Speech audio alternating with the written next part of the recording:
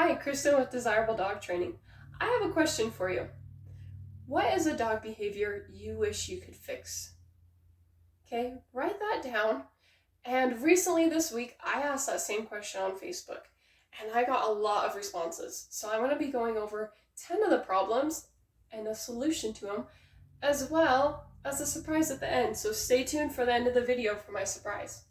So, your problem, these are all what I got from that Facebook question that I asked, okay? I had like 43 people say that they had a problem with leash pulling, okay? So we have leash pulling, we have recall, dog reactivity, counter surfing. Now, counter surfing is when your dog will jump up on the counter and they'll go and like sniff for food along the way, looking for the good stuff, you know? Okay, that's counter surfing. Barking and whining, digging, chewing on everything, loud noise. Their dog didn't like the loud noise, it was scared of it, and kennel stress. Okay, if any of this was your question, stay tuned. This is perfect for you. If this wasn't one of your questions, leave your question in the comments and I might do another video about it. You never know. Okay, so we have our list of problems. How do we solve this? Our dog is pulling on the leash and all we want to do is just go on a nice walk. Help! Somebody help, okay? We want help with this one. Please stop pulling on the leash. It's not a very enjoyable walk. Okay, so where is the value? Your dog, they love going and sniffing out there, okay? The value is not with you. So if you don't want your dog to pull you around when you're walking, what do you want? Okay, so dogs don't understand don't, so you're not going to understand don't pull. They're going to be like, well, what do you want me to do then if I can't do that? So what do we want them to do? We want them to walk nicely by our side. So we need to put value into being on our side. How many of us, we go and feed our dog their dinner and we put it right in front of us? Okay, we give a lot of reinforcement for being right in front of us every single day. And then, we go take our dog for a walk and then we're like, oh, stop pulling. What are you doing? This isn't very enjoyable. And the dog's like, really, you're the one who gave me the dinner dish for 365 days in a year right in front of me. So all I've been reinforced is 365 times right in front of you. And now you're saying don't be right in front of you? Well, you're confusing. Make up your mind. Okay, so where do we want our dogs? On our sides. So try putting that dinner dish on your side and see if that possibly helps. Plus, you could also do games that engage the dog back with you, and it's just so much fun for all of us. Okay, here's another train of thought for that leash pulling. So, dogs have an opposition reflex, meaning if you pull them back, they're going to want to go forward, okay? So, that's how I teach my recalls, is I will kind of push them back a little and I'll take off running and then they chase after me. Okay, we do a lot of just fun games like that. And so the dog learns, well, it's not really learned, it's already in them, but they learn the part of going and chasing you, but the part that's already in them is that opposition reflex. When you push back, I'm going to lean forward. So now we have our leash, and our dog is pulling, and then they're out their ways, and we kind of got tired throughout our walk. We're walking a little slower, but the dog's not, so now that leash is getting a little tighter, and now we're pulling on that leash. And then our dog pulls more because we're getting that opposition reflex in our walk. So we have rewarded the dog for being out in front of us and the opposition reflex for being on a walk when we don't want that. Okay, we've been rewarding that, but what we need to reward is being on our side where we want them. Okay, so where is the value and where do you want your dog to be? So determine where your value is. I'm going to do where.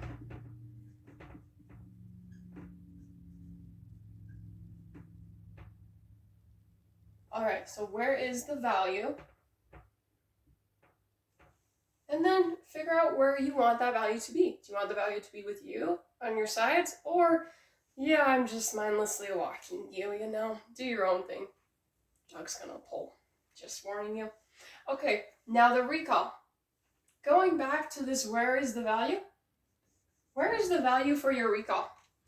Is your dog being like, oh, there's more value out in front of me than there is with being with you. Okay? Story time. This is kind of an embarrassing story, if I'm going to be honest. I should have took videos, but I was really embarrassed at the time. When we first got Zeus, our husky, he would run away, you know what, putting it lightly, is about 2 times a day. He would run away a lot. And it was hours looking for him. Okay? He didn't have much value for staying at home.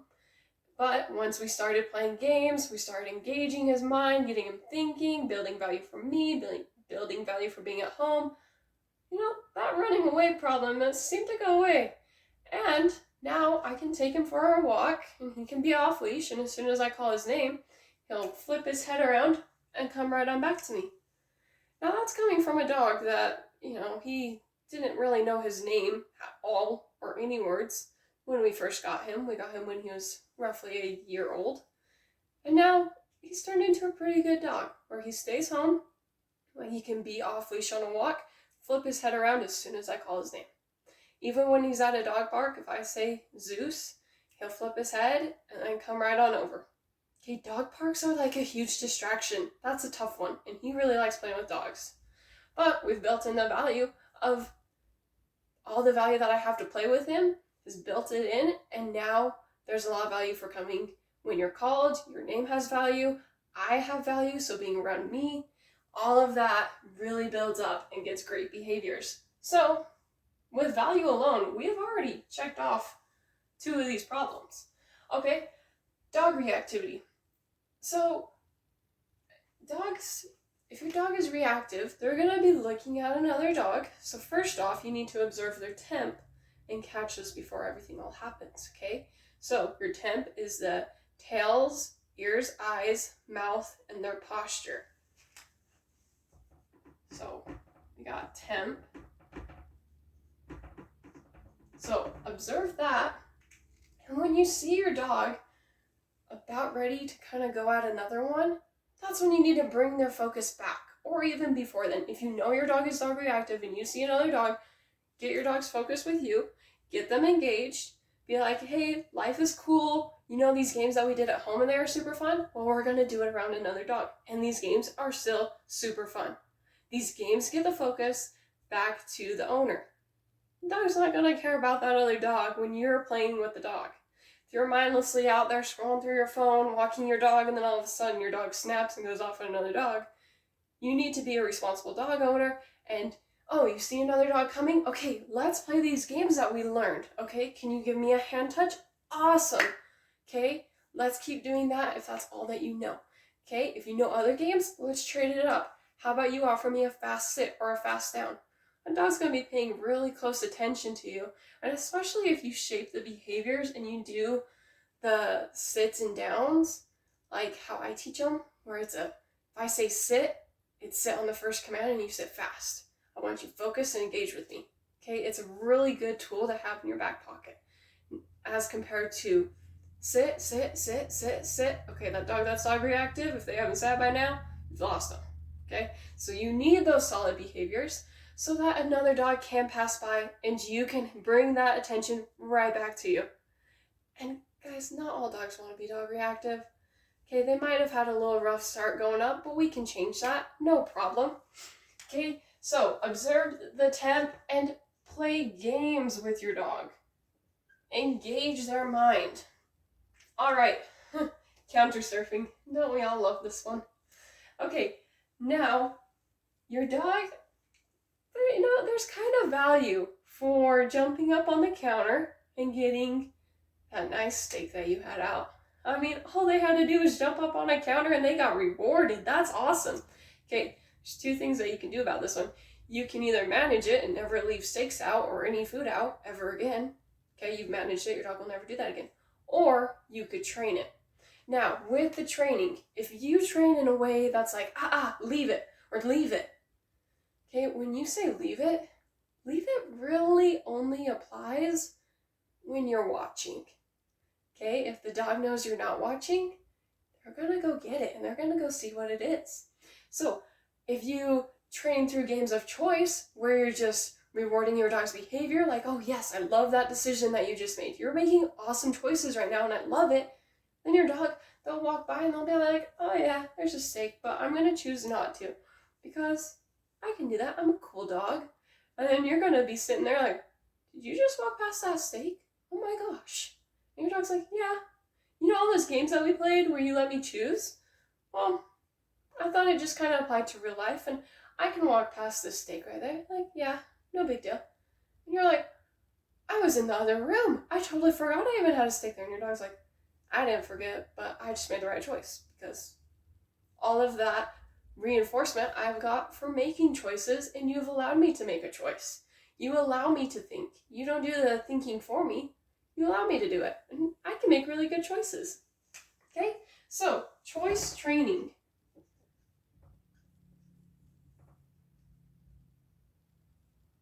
Now, that one, let me guess, that probably sounded like, yeah, right, you probably have like some magical pixie dust that you just sprinkle over and it's all good.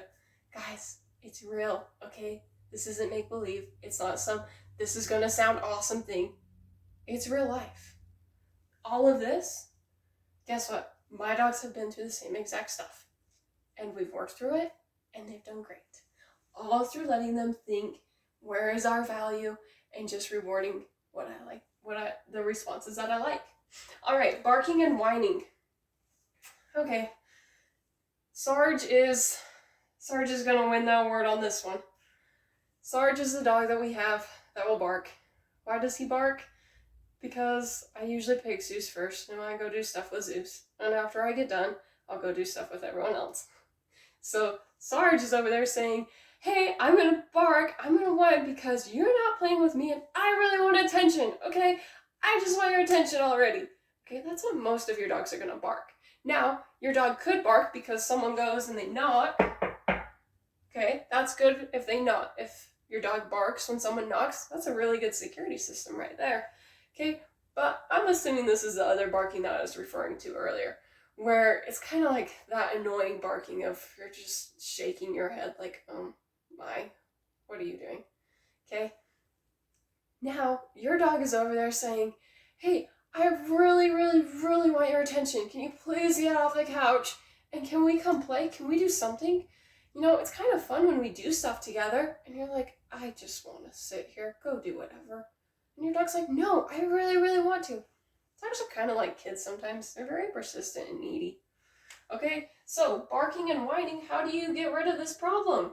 Okay, mental exercise.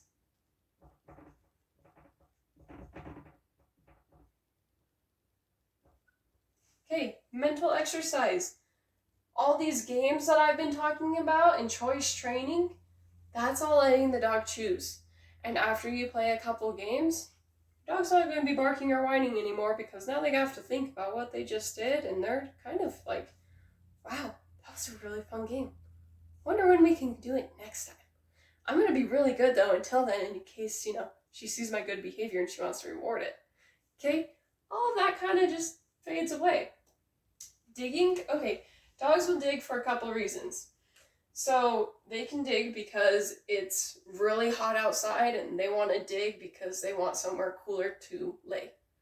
They dig, then they get that cold dirt on them, cools them down. A lot of dogs will dig because they need exercise.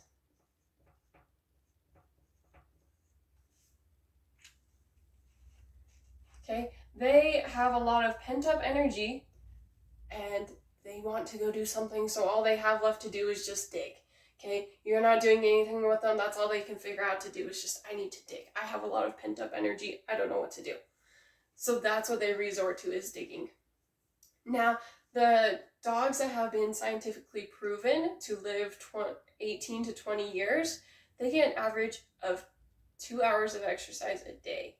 So go out, take your dog for a walk, get them exercise, and not all digging is necessarily bad.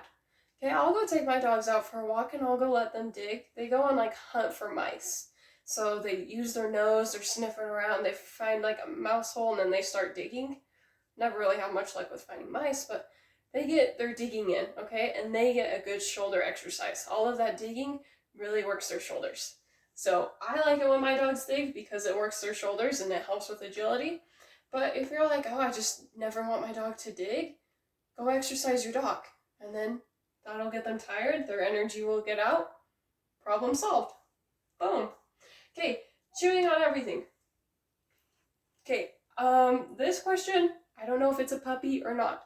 So, if it was a puppy and your puppy's chewing on everything, I wonder if they're teething, okay? If your dog is teething, go get them like a bone that they can chew on so that they can kind of help with their teething phase. And then if it's not a puppy and they're just chewing on everything and you're like, oh, I come home and my house is a wreck and you're just chewing on everything, what are you doing? Okay, did you ever give your dog a bone and they kind of like push it up against furniture and they think that they're chewing on their bone, but now it's chewing on the furniture, but they still think it's the bone? So sometimes when they're chewing on the bones, they kind of lose track of where the bone is and they're still chewing, but now it's on furniture. So now they're like, oh, I can chew furniture and get the same reinforcement that I got from the bone. So be careful with your bones if it's inside the house. Just be aware of that, okay? And then also, if they're chewing on everything, exercise and mental exercise. Go do that, okay? Get your dog engaged with you, bring them back, get them all focused, let's play a game, let's do something together. Well, then your chewing will be gone because now they're going to be like, oh, that was really fun, cool. I'm not bored, I don't need to chew on anything because we just went and did something. Okay, they're going to probably chew because they're going to be bored. So go out and play with them or exercise them, take them for a walk, and you're all good. These barking, digging, and chewing is going to be because your dog is bored. Those are the three that your dog is most likely bored or wanting your attention. That's what they're going to do. So go do your mental exercise or just take them for a walk and exercise them. These both go to that one. Then you have those three problems solved. Boom. If you need help for what a mental exercise is, we'll get back to that later. Okay, loud noises. Okay, so imagine that a 5-year-old kid, they come up to you and they're like, I am just really scared of fireworks. They really scare me. I don't like the loud noise. It scares me. I don't like it. Are you going to believe that kid? Or are you going to be like, totally ignore it and be like, oh, okay. Well, too bad, because the 4th of July is coming up. I really like it, so let's go. Okay? And the kid's going to be like, I don't like it. It's uncomfortable. I don't like it, that environment at all. Okay, the same goes for our dogs. If your dog is saying, I am uncomfortable in this situation, or I just don't like it at all, it's your job as the owner to take responsibility, to recognize that. So that goes back to the temp, your dog's tail, ears, eyes, mouth, and posture. What is that all telling you right now? Okay, from an earlier post, I mentioned dogs don't speak English. Okay, they speak Doglish. So we have to learn how to speak Doglish with them, and that's from their posture. Okay, what is their posture telling us? Is it, I'm really uncomfortable in this situation, and if it is, you need to engage them back with you, let them know, hey, life is still okay, I'm going to get you out of this situation. I believe you. If your dog is telling you something, believe it. Okay? So, temp for the loud noises. And then believe your dog. If they tell you, I'm uncomfortable, believe them. Help them be comfortable. We always want our dogs to be confident.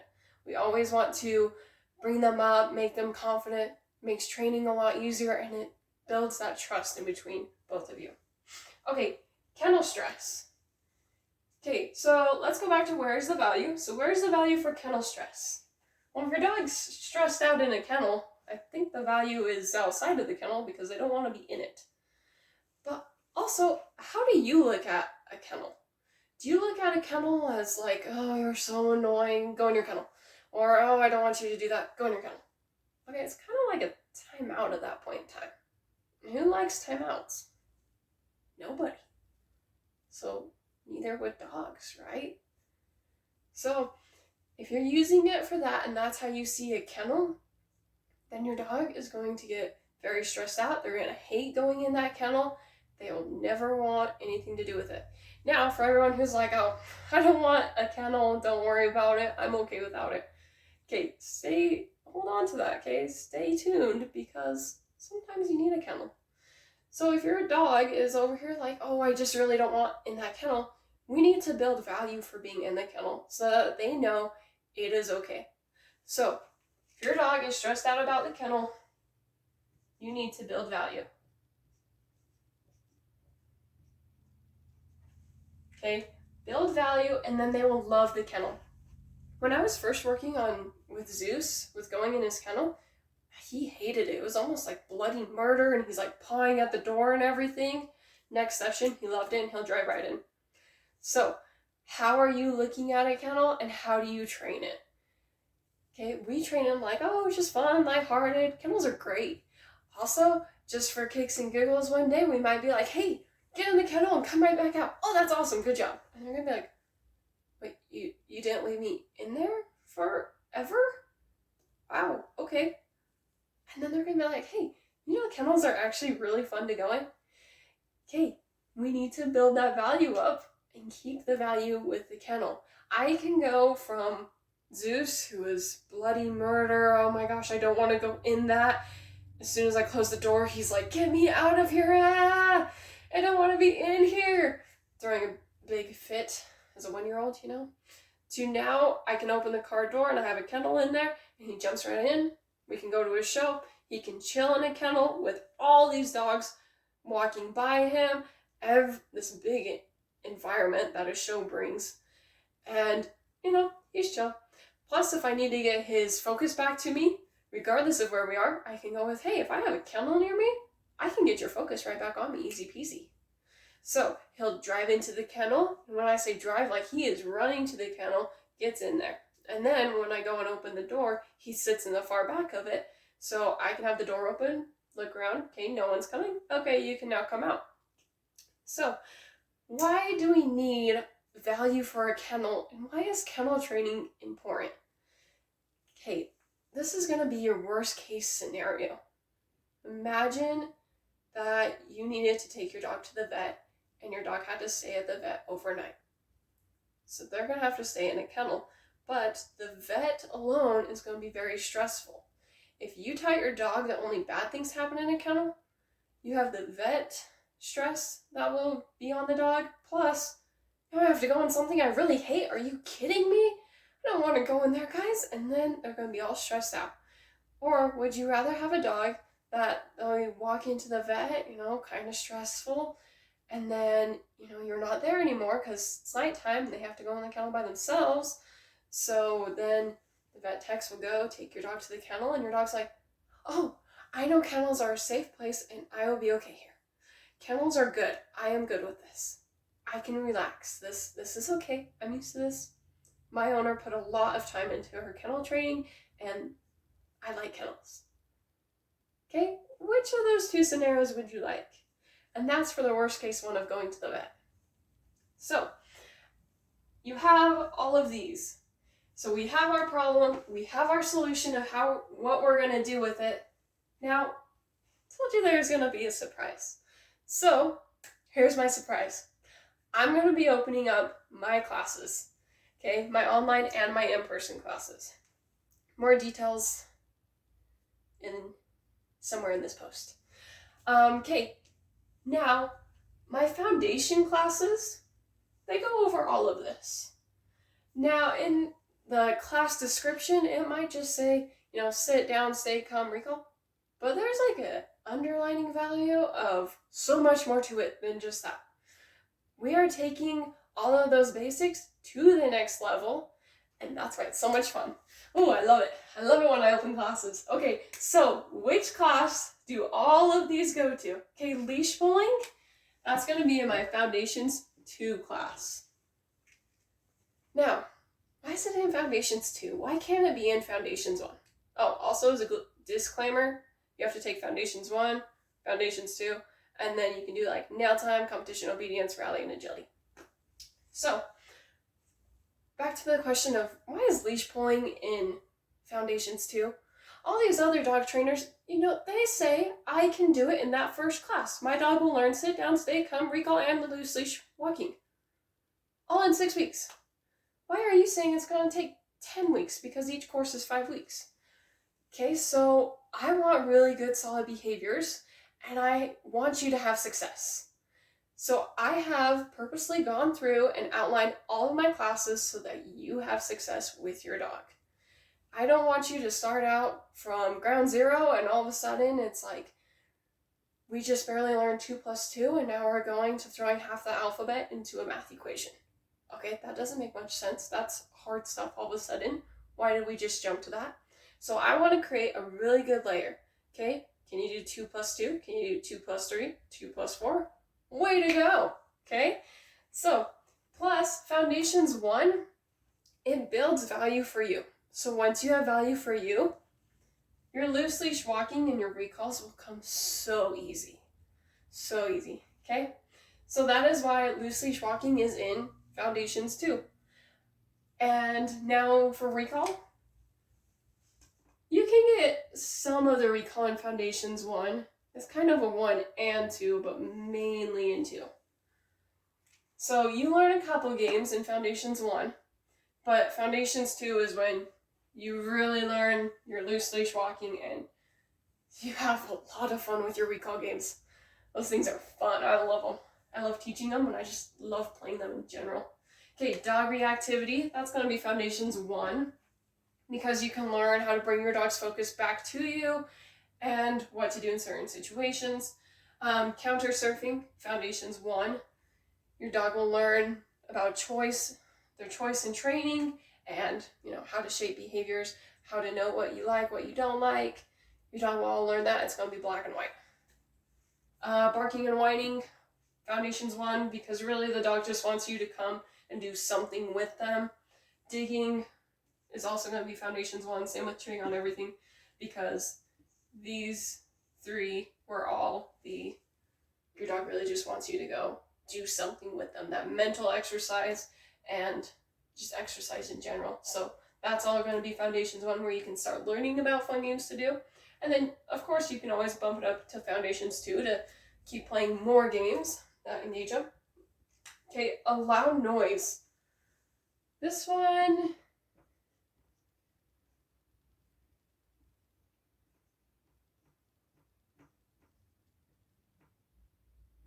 okay, loud noise. It's really not in any class. That one is just owner responsibility. If your dog is saying I'm uncomfortable in a certain situation, believe them, bring that focus back to you, get them out of that environment. Just believe your dog in that one. Okay, Kennel Stress. Foundations 1. The last week we go over how to get your dog to love their crate. They're going to drive right into it, have so much fun with it. So that is Foundations 1. So out of 10 of these behaviors, 9 of them are in Foundations 1. So there is so much more than just that sit down, stay calm, and that's inside Foundations 1. There is an underlining value in all of it. Plus, you learn fun games. That alone is just awesome. And then Foundations 2, you get to go in more depth with your loose leash and more of that recall. Which recall games? Those are fun. Okay, so if you have any questions about this, let me know. You can send me like a private message or just leave it in the comments. If you want me to go over something else that maybe isn't on this list, let me know in the comments. And I will also have a PDF that you can download that goes more in depth with all of these problems, solutions. So you can go and check that out. And yeah, classes are open. I'm excited.